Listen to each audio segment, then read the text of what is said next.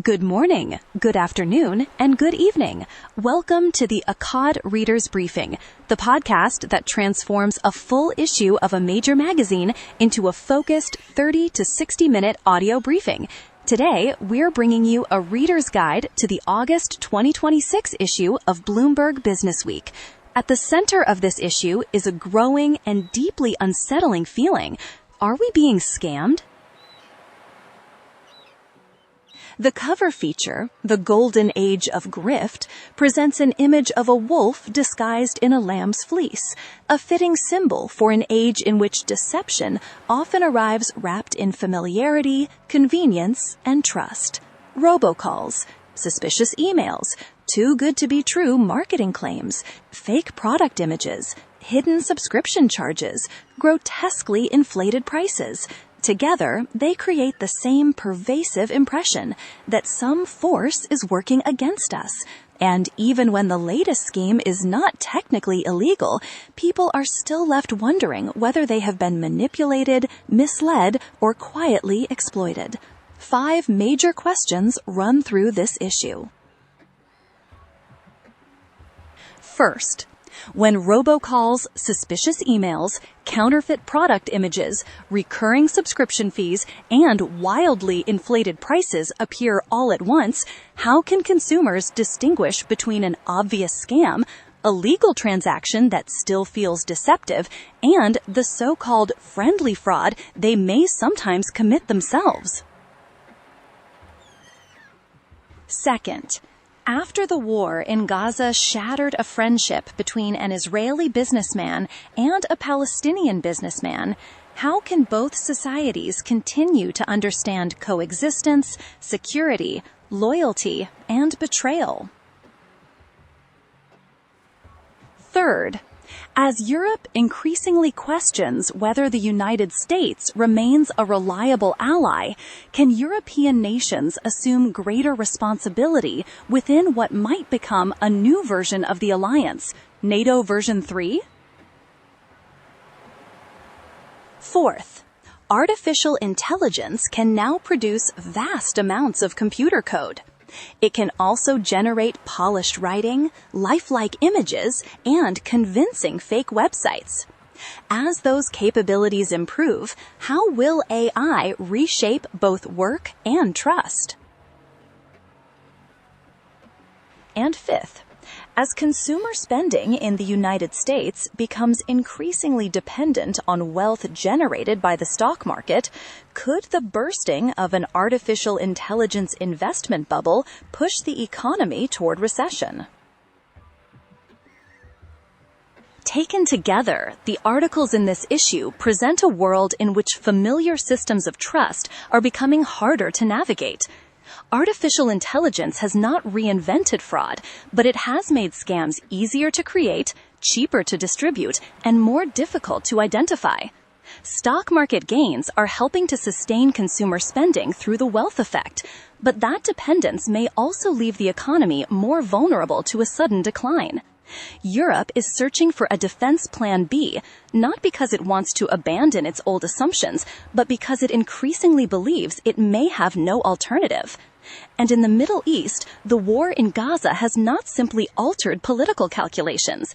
It has reset the historical clock, reshaping how Israelis and Palestinians understand coexistence, security, and one another. With those themes in mind, let's turn to the individual article briefings in today's magazine. Section 1. Global Security, Geopolitics, and Public Governance.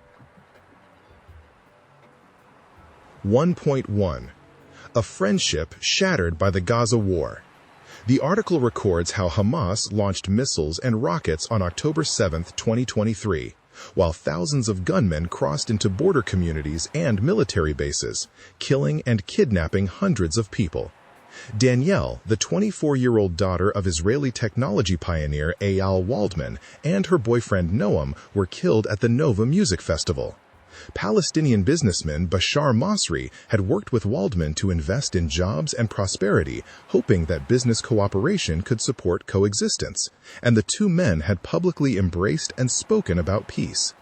While Danielle was missing, Masri offered his own plane and prayed for her safety. Yet he also publicly condemned Israel's retaliation in Gaza, while Waldman accused Palestinian leaders of cowardice.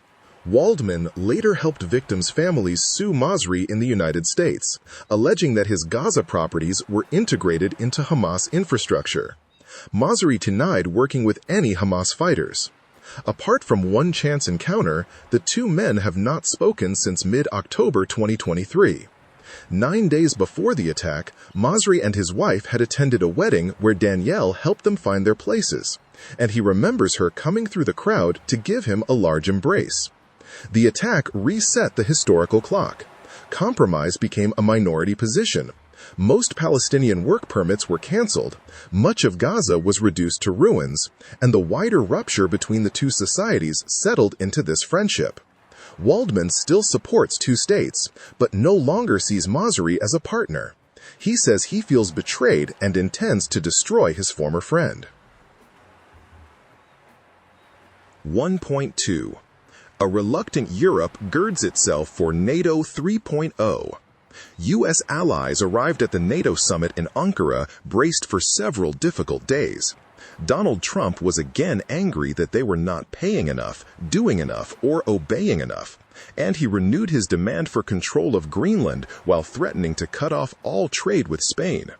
European partners have increasingly concluded that nothing they do will satisfy him, and that his continuing hostility is damaging the alliance's credibility.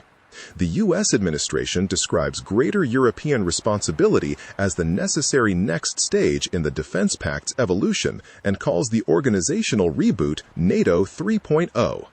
European leaders accept a larger role, but also believe that America's steadfast commitment may already belong to the past. They are looking for a plan B out of necessity, not choice. The abrupt removal of about 5,000 U.S. troops from Germany, the deployment of about 5,000 to Poland, and the Greenland dispute even forced Denmark to prepare for the possibility of one NATO member attacking another. A window of vulnerability could open after the United States starts scaling back, but before Europe is ready to take over. Europe must replenish aircraft, ships, tanks, air defense missiles, intelligence, and unified command capabilities. It does not need to be as strong as the United States, but it must be strong enough to make Russia think twice. The final question is still whether the Allies will stand together in a crisis and whether the enemy believes they will. 1.3. Grifter-in-Chief. The U.S. government earmarked $1.6 billion to help a small American company, Kaz Resources, mine tungsten in Kazakhstan. Tungsten is used in aircraft, semiconductors, missile systems, ammunition, and advanced manufacturing, and the United States has reason to reduce its dependence on concentrated supply. Yet Donald Trump Jr. and Eric Trump are investors in the company, while their father in the Oval Office personally lobbied the Kazakh government and secured the mining concession. The commentary says that what might look like a shrewd national security gambit becomes tainted by lucrative self-dealing that could undermine national security. Because the presidency is largely untouched by the conflict of interest rules that constrain other federal officials, Trump has used that vacuum to monetize the office. The article lists cryptocurrency, overseas real estate, a United Arab Emirates chip deal, claims against his own government, thousands of securities trades, a White House ballroom, and a presidential library. It argues that future federal ethics rules should focus specifically on the presidency, require newly elected presidents to divest major financial holdings, place retained assets in a third-party blind trust, prohibit individual stock trading in office, and prevent family members from engaging in overseas commercial projects. Section 2. Artificial Intelligence, Data Infrastructure, and the Future of Work. 2.1. Claude's Coders. Artificial intelligence has changed computer programming more than any other profession, and software engineers are changing with it. Boris Cherny no longer works mainly in the programming languages he has practiced for a lifetime. He uses plain English to direct several Claudes at once. One edits code it wrote earlier, one translates code from one language to another, and another fixes problems in the system his team uses to share and test code. The solitary ritual of entering a flow state and writing code for hours is being replaced by a simulated partnership with an army of chatbots. Advanced models from Anthropic and OpenAI produce high-quality code, and as much as half of all programming is now computer-generated.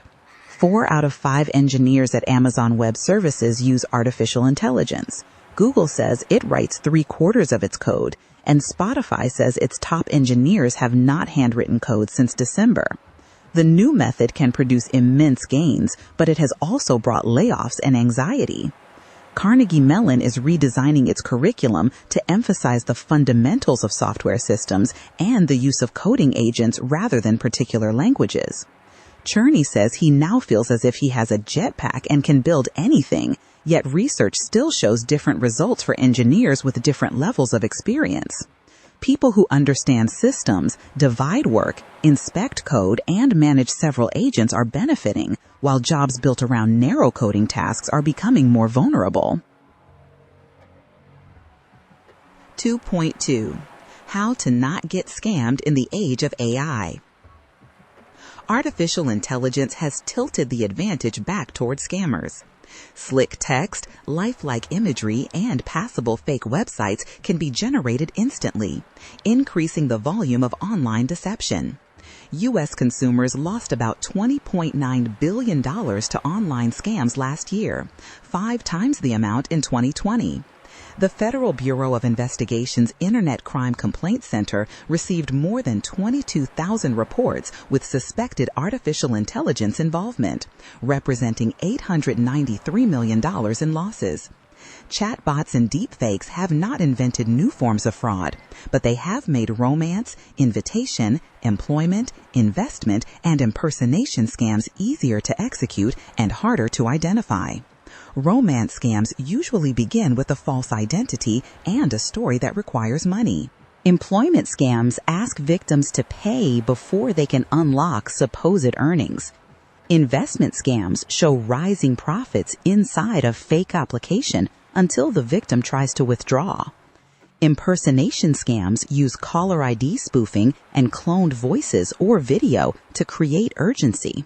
The article recommends using platform verification, checking sender addresses and links, treating any employer who asks for money as a red flag, and remaining skeptical of investment applications.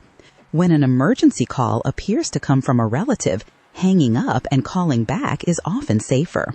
Families can also agree on a safe word or phrase to verify identity and open a broader conversation about scams. 2.3. AI spills its secrets. When Anthropic introduced its large language model Fable 5, it warned about an activity known as distillation. Distillation means asking an artificial intelligence model large numbers of questions, recording the queries and responses, and using the data to train a new model.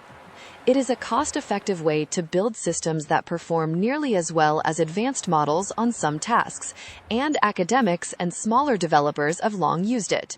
U.S. laboratories, however, accuse DeepSeek, Minimax, Moonshot AI, and Alibaba of violating terms of service through mass-scale adversarial distillation. Anthropic described Alibaba's activity as an industrial-scale attack and linked millions of exchanges to fake accounts created by competitors. U.S. officials estimate that unauthorized distillation may cost American laboratories as much as $6 billion a year. At the same time, the largest artificial intelligence companies face lawsuits over scraping internet content without permission, and open-source supporters argue that safety claims may be used to choke off competition. There is still little way to quantify how common adversarial distillation is, and China's progress cannot be attributed to distillation alone.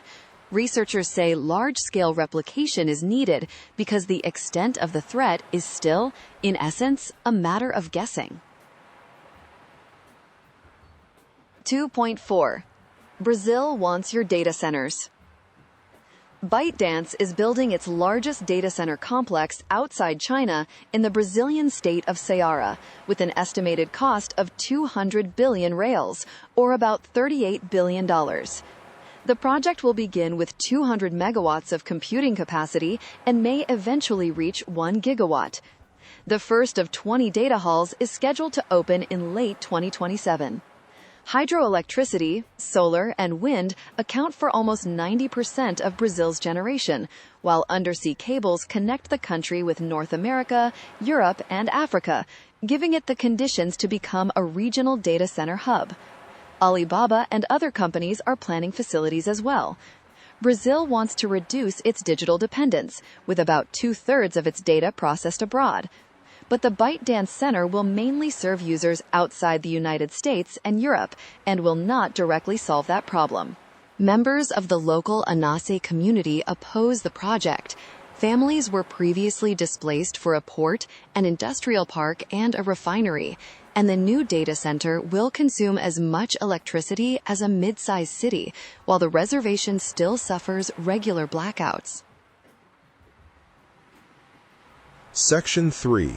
Public Health, Climate Adaptation, and Biosecurity. 3.1. Europeans are finally warming up to a C. Large parts of Europe approached or reached 40°C this summer. Paris, Berlin, Greece, Italy, and Spain endured brutal heat, while more northerly places such as Helsinki and Warsaw broke records. The World Health Organization estimates that more than 200,000 people died from heat across the European Union over the past 4 years. Spain recorded 1,028 heat-related deaths in June, and Germany attributed more than 5,000 excess deaths to its June heatwave. European households still use far less air conditioning than American homes, and some cities require permits before installation. Opponents stress that air conditioning consumes large amounts of electricity and ejects hot air into streets, and they favor insulation, green roofs, shading, and nighttime ventilation. Climate change is making those traditional methods less effective during prolonged heat. Schools dismiss students early, shops sell out of fans and air conditioners, and politicians have turned cooling into a campaign issue. Almost all hotels in Greece now have air conditioning, while many households still reserve it for the hottest days. Europe's resistance is weakening, but there is no simple balance between life-saving cooling and higher electricity demand. 3.2. The mental health leave debate. More American employees are requesting mental health leave for depression and anxiety. Surveys show that 67% of employers saw an increase in related leave and accommodation requests over the past year, rising to 74% among large employers. Baltimore project manager Kendall McGill, struggling with her manager and the workload of 2 people, used a therapist's certification to take 6 weeks off. The leave was unpaid, but short-term disability insurance replaced 70% of her income, and she says the time restored her baseline.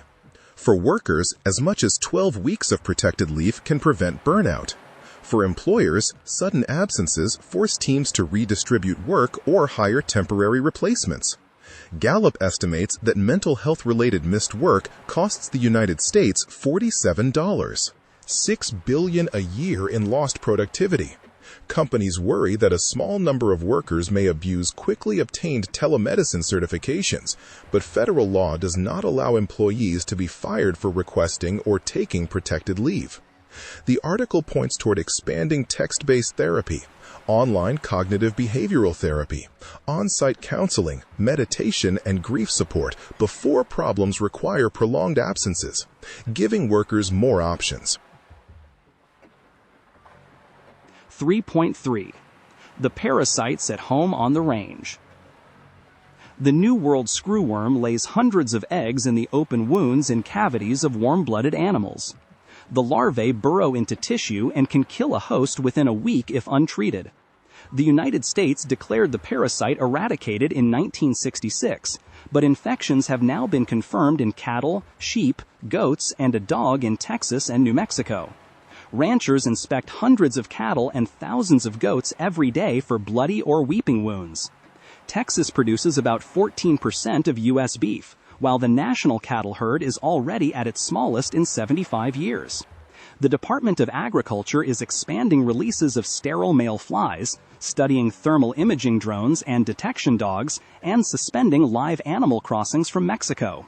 Yet the campaign may require 500 million sterile flies a week, and a new production facility will not operate until after late 2027. Treatments are costly, and repeated dosing can take weeks. Ranchers are changing calving seasons and stocking medicine because further northward spread would increase animal losses, beef prices, and pressure on local economies. 3.4. Sleep Oil Salesmen. Sleep has become a market of trackers, supplements, functional beverages, body patches, scent devices, and temperature-regulating mattress covers. Social media posts about sleep outnumber those about exercise by 3-to-1 and diet by 5-to-1, while supermarket sleep support products have become a $300 million business.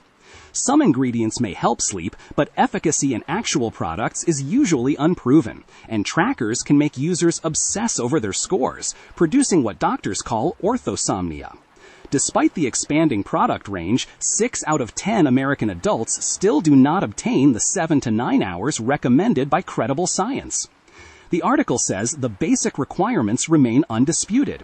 Get daylight, eat well, limit caffeine and alcohol, stay physically active, and at night keep the room dark, quiet, and cool. Maintain a regular routine and reduce screen time before bed. Expensive technology is optional and cannot replace those measures. If low-cost methods still do not work, the advice is to consult a doctor rather than keep buying promises from Amazon. Section 4.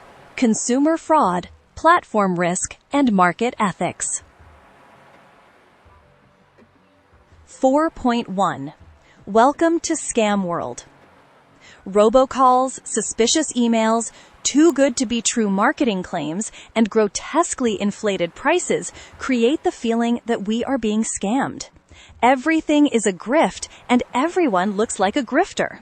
Even when a practice is not technically illegal, consumers feel that some force is working against them. E-commerce adds artificial intelligence product images, convincing counterfeits, unrecognizable merchant names, hidden subscriptions, extra fees, tighter return policies, smaller packages, and deliveries that never arrive despite being marked complete. Consumers increasingly ask banks to reverse transactions, sometimes to recover genuine fraud losses, and sometimes to undo purchases they know were legitimate. Food companies substitute cheaper ingredients. Informed traders wager on war in prediction markets. Sleep-deprived consumers are surrounded by costly products, and the president's family is accused of using public office for profit. Artificial intelligence has not reinvented scams, but it has made them easier to execute and harder to identify. The public no longer lives in a trust but verify world. It must verify again, and then perhaps trust. 4.2. Scamming the scammers. Scam texts form a constant low hum. Fake recruiters promise $200 to $540 a day for 1 or 2 hours of work. Fake collection notices declare traffic accounts officially delinquent and subject to irreversible enforcement, and unknown numbers pretend to know the recipient. The Federal Trade Commission accepts reports but does not investigate individual cases. The likelihood of catching online fraudsters is also extremely low. A British researcher says an internet fraudster has a 97% chance of avoiding capture, while the Federal Bureau of Investigation recorded almost $21 billion in cyber-enabled crime losses in the United States. Scam baiters therefore pretend to be interested and occupy scammers for hours or months. Some hack computers, delete files, make videos, and pass evidence to law enforcement. The Justice Department has said that one creator helped document a criminal ring accused of stealing millions from older people. The article also notes that there is no strong scientific evidence that scam baiting reduces fraud in general. Scammers increasingly use artificial intelligence, and participants may cross legal and ethical lines. Some stunts have sent people into real danger, while anger and revenge can make baiters lose their own boundaries while fighting scammers. 4.3. You might be guilty of friendly fraud. More consumers are using credit card chargebacks as a first line of defense. Americans filed 158 million transaction disputes in 2025, an increase of 29% from 2021, while worldwide disputes rose 46% over the same period. Some of the growth reflects real online fraud, but many disputes begin because consumers cannot recognize merchant names on statements, forget what they bought online, or report purchases made by relatives using stored cards. Hidden subscriptions and complex payment chains create more confusion. A further step occurs when people know a transaction is legitimate but use a chargeback to obtain free goods, circumvent final sale rules, or accelerate a refund.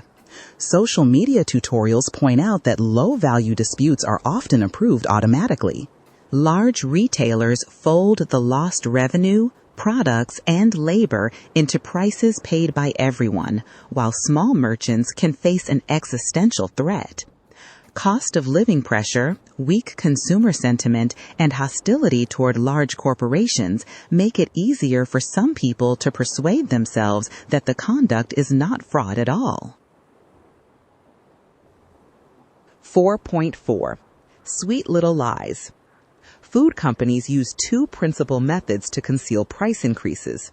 They keep the price steady while shrinking the package, or replace ingredients with cheaper alternatives. U.S. grocery prices are about 31% higher than before the pandemic, while the cost of ingredients paid by companies has risen almost 49%. Product names may be the only clue. If a product contains too little cacao, it becomes chocolate candy. If peanut content falls below 90%, it may be labeled peanut butter cream.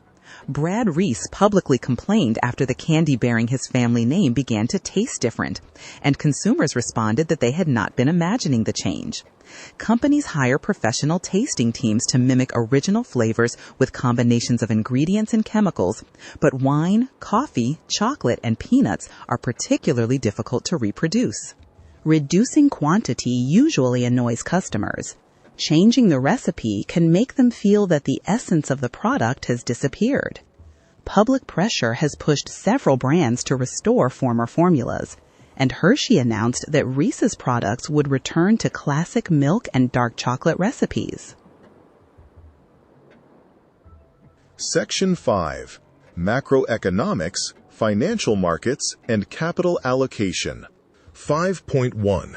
Maybe the stock market is the economy now. The artificial intelligence boom and demand for chips pushed Micron Technology shares up almost 700% in a year, turning many Idaho employees into paper millionaires. Some reached retirement goals decades early and bought trucks costing $80,000 to $100,000. Others donated money or took grandchildren to Disneyland. Economists call the ripple the wealth effect. Each dollar added to a household stock portfolio is associated with about 5 cents of extra spending. Oxford Economics estimates that since the pandemic, the wealth effect has driven about 1/3 of the increase in U.S. consumer spending, and that rising technology shares generated about $250 billion in additional household spending over 1 year. About 58% of American adults own stock. Equities represent roughly 46% of household financial assets, and an aging population of retirees relies more heavily on portfolios. The effect also works in reverse. Bloomberg Economics modeled a 20% decline in the S&P 500 following the bursting of the artificial intelligence bubble, and found that it could erase $1.6 trillion from global gross domestic product and push the United States to the edge of recession. Foreign investors now hold 18% of the U.S. equity market, so the shock would spread globally. The stock market is not the economy, but it is becoming harder to say that it is not part of the economy. 5.2. The traders who knew the future. Prediction markets reward people who obtain information first, and that is why they face growing scrutiny over insider trading. A 21-year-old video creator waited 12 hours outside the Super Bowl stadium, timed rehearsals of the national anthem, and wagered more than $50,000 that the performance would last less than 117 seconds. It lasted 104 seconds and produced a large profit. He appeared to break no rule, but the episode raised the question of what kind of informational advantage remains fair. Bloomberg Businessweek analyzed 34,000 transactions on Polymarket's global platform that had been flagged as potential insider trades and found about $200 million of unusual activity during the first half of the year, driven largely by geopolitics and war. A U.S. soldier is accused of using sensitive information about a Venezuela operation to earn more than $400,000, while coordinated wallets achieved near-perfect win rates on events involving Iran and Venezuela. Platforms now restrict politicians from betting on their own campaigns, athletes from betting on their sports, and traders from using stolen confidential information or illegal tips. Supporters still argue that inside information makes prices more accurate. The unresolved problem is that a market designed to discover truth through information differences can also turn state secrets and the power to influence events into private profit. 5.3. Let a U.S. sovereign wealth fund bloom. The United States is considering a sovereign wealth fund without deciding who would manage it, where the money would come from, or who would receive the returns. Trump signed an executive order in 2025, and the government has since invested in chip makers, rare earth miners, and quantum computing companies, but the structures lack consistency. New proposals include government stakes in artificial intelligence companies such as OpenAI and Anthropic, allowing citizens to share in the boom and offering a hedge against labor market disruption. A sovereign fund could compensate taxpayers during crises and support critical supply chains, but large-scale state ownership could weaken the willingness to regulate and invite political interference. The article says the fund would need seasoned management and strict independence. The question is not only whether the United States should have one, but whether the country has the coherent, stable, and clear governance required to deserve one. 5.4. The boss's biggest money regret. Several executives look back on their most expensive money regrets. The founders of California Pizza Kitchen expanded too quickly after gaining access to abundant capital, allowing growth to outrun systems and leadership, followed by closures, layoffs, and a loss of trust. Another executive regrets being too conservative early in her career, turning down an overseas role, and failing to understand the compounding value of experience and relationships. One person missed Tesla's initial public offering, when a $10,000 investment could later have become $3.6 million. Another learned about investment and taxation only after a difficult start. The article says the costliest mistake is sometimes not a bad decision, but failing to anticipate the consequences of a good one and failing to learn early enough how money can work for long-term security. Section 6. Society, Culture, Sport, and Shared Life. 6.1. Eating with Friends.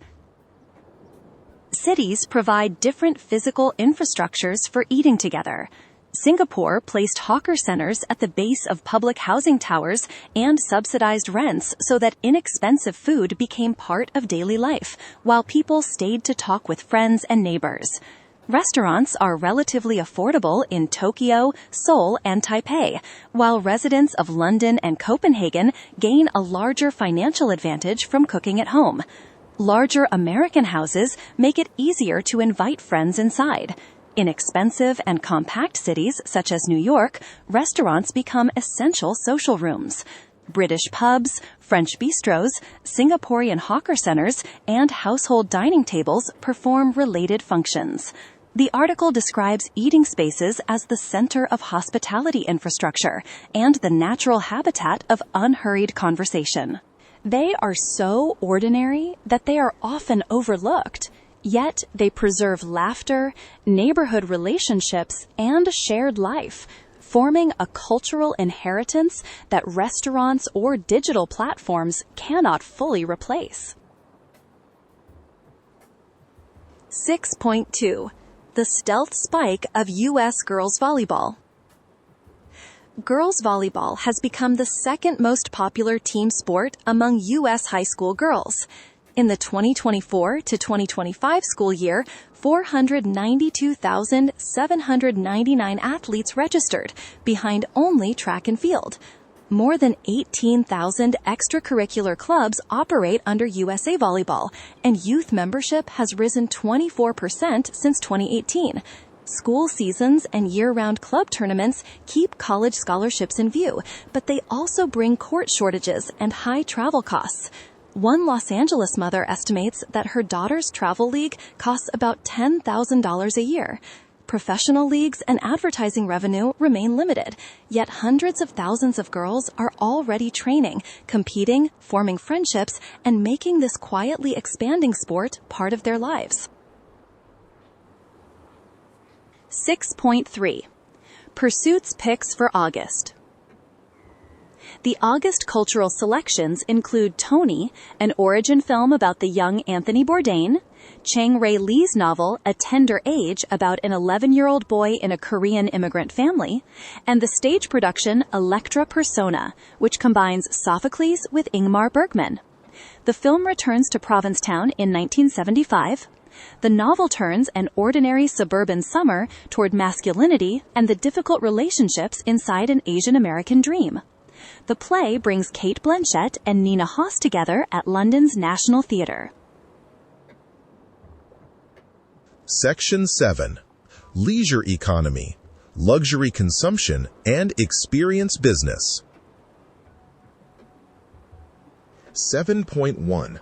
The fun shortage is real, and it's making America miserable. Over the past 2 decades, the United States has lost 2,000 golf courses, 7,000 bars and nightclubs, and 1.3 million boats, while many movie theaters and bowling alleys have closed. The American Time Use Survey shows double-digit declines in time spent on arts and entertainment, sporting activities, and in-person social events, and almost 80% of respondents in one survey saw friends or relatives fewer than 3 times a week. At the same time, tickets for major concerts, coastal vacation rentals, and other forms of leisure have become more expensive, while park space, summer camps, clubs, and sports facilities remain scarce. The shortage does more than reduce happiness. It can weaken communities. European research finds that voters become more likely to support right-wing candidates after local social spaces such as pubs disappear. New York is repealing restrictions on dancing in bars. Massachusetts is loosening liquor license limits. And participation in outdoor activities, team sports, crafts, and birding is rising. Replenishing the inventory of fun will require capital and creativity, as well as real people returning to real spaces. 7.2. Keeping up with the lines. Long lines for viral food and popular restaurants have become part of the urban landscape in New York, Los Angeles, Paris, Amsterdam, and Shanghai. Images of queues on social media create the appearance of popularity and turn the line itself into a tourist attraction and social experience. Surveys show that 60% of Generation Z has waited more than 30 minutes for food, and 74% of people across all ages say the wait was worthwhile. Queues have also created line-sitting services and virtual waiting systems. Research finds that people who wait physically often order more than people in virtual queues, because the effort produces a desire for compensation and justification. Businesses must manage safety, neighborhood relations, and customer emotion. As long as people are willing to wait and spend, lines will remain part of scarcity, social circulation, and consumer desire. 7.3. The rise of maximalist home cooking. Some home cooks are turning their kitchens into professional research spaces.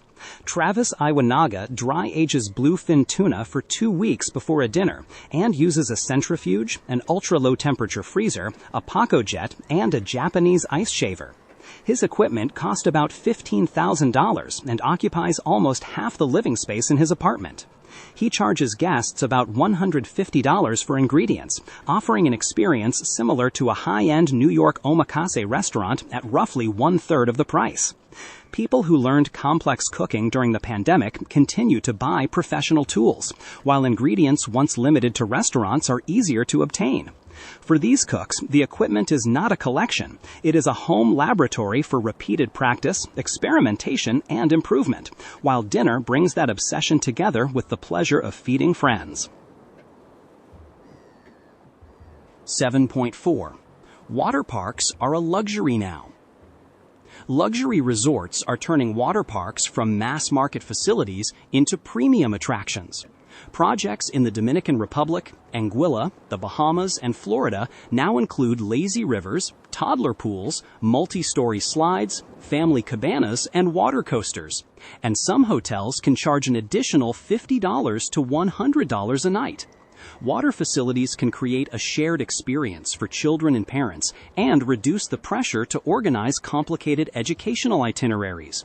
They still face concerns about hygiene, safety, noise, and overstimulation, and some travelers believe theme park features do not belong in luxury settings. Resorts are therefore searching for smaller and more refined middle ground, returning a vacation to the simple experience of sharing a relaxed moment with children. 7.5. The story of St. Barts. David Rockefeller bought about 140 acres on St. Barts in 1957 and built a villa, beginning a boom that has continued for more than 6 decades. The remote island later filled with super yachts, beach clubs, celebrities, a Gucci store, and expensive villas. The first generation of wealthy vacationers both drove development and profited from rising land values. The book presents the island's transformation through infrastructure, hotel management, villa rentals, and struggles for control. Rockefeller eventually sold his house, and one of his last documents about St. Barts complained that the buyer was turning the original property into a resort of 47 villas. Section 8. Industry competition, brand management, and alternative assets. 8.1. Visiting Temu Land Rover country. A little more than a year after entering the United Kingdom, Chery's JQ7 is outselling the comparable Range Rover Evoque and has acquired the nickname Temu Range Rover. The gasoline version starts at about £30,000, compared with £45,000 for the Evoque, and includes heated seats, a sunroof, and a 7-year warranty. Chinese brands now hold about 1/5 of the British car market, while domestic vehicle output has fallen to its lowest level since 1956. Many traditional brands are foreign-owned, and underused plants are beginning to manufacture for Chinese companies. Buyers increasingly judge cars by price, equipment, and warranty rather than the age of the badge. Dealers have moved from skepticism to enthusiasm. A video promoting a £365 monthly lease received 1.6 million views, and one salesman says every vehicle on the lot is sold and supply cannot keep up. 8.2. Broken bones. The Tyrannosaurus rex Shen was scheduled for auction in Hong Kong with an estimate of $15 million to $25 million, but was withdrawn after public display when experts noticed that it shared too many identically shaped bones with another famous skeleton. Dinosaurs have become an asset class for the very wealthy. Stan sold for $31.8 million and the Stegosaurus apex for $44.6 million, with value based on provenance, desire, and authenticity that is difficult to verify. The market contains composite bones, replicas, missing material, inflated completeness claims, and conflicting appraisal documents. Museums, auction houses, brokers, and paleontologists therefore dispute what counts as a real and scientifically reliable skeleton. Despite the controversy, prices continue to rise. The Tyrannosaurus rex Gus sold for $50.1 million, becoming the most expensive dinosaur ever sold at auction. 8.3. A Walk with Ben Van Leeuwen. Van Leeuwen ice cream is expanding with a French-style custard base containing about 18% butterfat without added stabilizers or artificial flavors, capturing both clean label demand and the willingness to buy affordable luxuries. The company began with a converted postal truck and now operates more than 100 stores across 14 states and Washington, D.C., while selling supermarket pints, popsicles, bonbons, and frozen yogurt. Stores still provide about 60% of revenue, and locations converted to frozen yogurt have recorded sales increases of as much as 50%.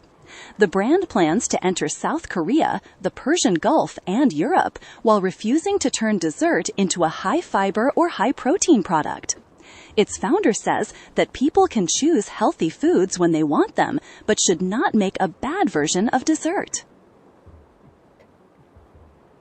All right, we are now ready to enter today's main program. Before we do, please like, save, and share this episode, so that other people who need it can also see today's content and become better versions of themselves. Thank you. You can now use the timeline in the video description or the pinned comment to find the articles that interest you and listen to them in depth.